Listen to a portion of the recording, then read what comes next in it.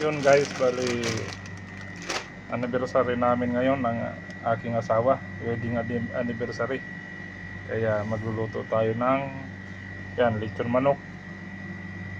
Bali minarinate ko na yan sa mixture natin na sibuyas, bawang, tanglad, asin at may ano na rin yan, yung sili para medyo spicy ba.